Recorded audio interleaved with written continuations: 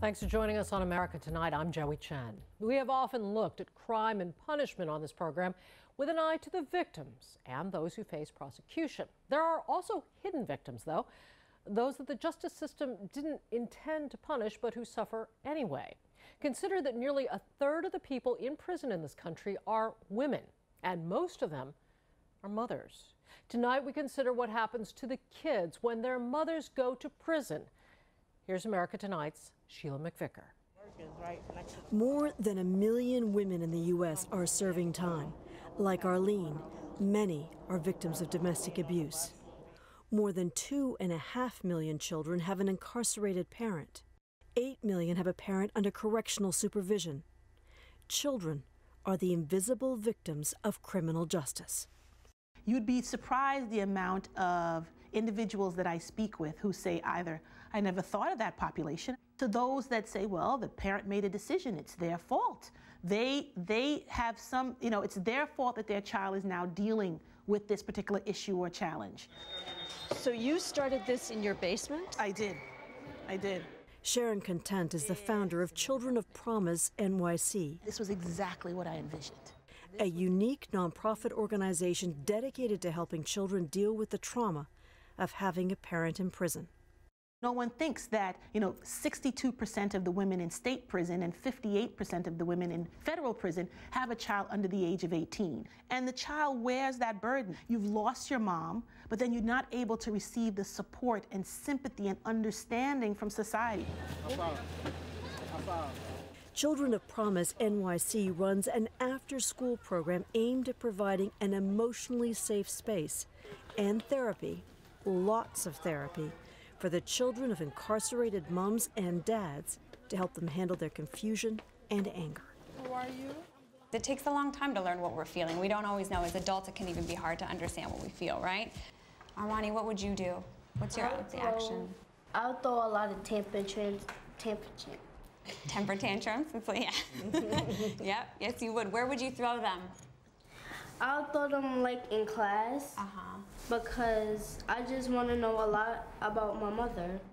Armani is Arlene's oldest daughter, and like the others here, is working through her feelings. What's a feeling that you have connected to these thoughts about your mother? Sad. On staff at Children of Promise are psychiatrists and licensed clinical social workers like Anna Morgan Mullane.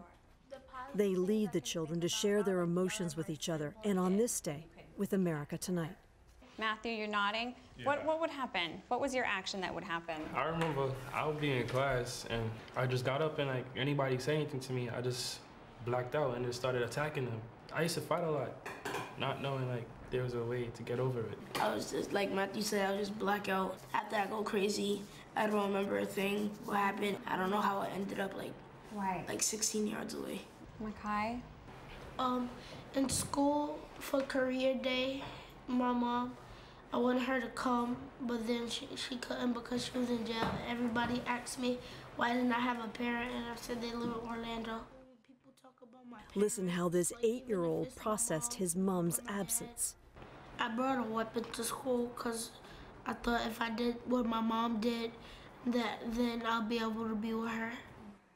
When you look at those kids, what's the need that you see?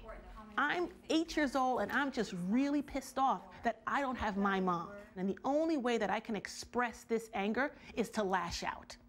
I don't know how to express it in words. Good afternoon, everyone. Good afternoon, Miss Content. Sharon Content came to this after a career on Wall Street, in part because she has lived with the stigma of incarceration. On Saturday mornings, I was leaving my home at 4 o'clock in the morning to visit a family member and a loved one who was incarcerated. It was something that I really kept a secret. Why is it so important to support families like this? What's the difference in the outcome? So the goal of the organization is so that the children who attend our program are not involved in the criminal justice system. And the mechanism that's going to ensure that that cycle does not continue is the support that we provide that young person as well as the family. We need to be able to support this young person so they can deal with the stigma and the shame, and for many of them, the secret of having a parent in prison. In addition to the focus on mental health, Children of Promise NYC after-school activities include computer skills class. It makes me feel hurt because I never got to see him. Art therapy, and music class. And of course, the opportunity to just let off steam. Did anyone have anything else they wanted to share today? There is supervised letter writing, notes to an incarcerated parent, a written lifeline between parent and child. My mom told me when I'm 21, you are going to get out of jail. Sometimes I can't concentrate on things because I wonder, are you okay? What we're talking about are some of the big feelings that come up when we're writing letters to loved ones. What are some of the feelings that do come up? We have been going through a lot since you left. Behind that, I am doing really good and I really miss you. Arlene credits Children of Promise with helping her and her girls adjust.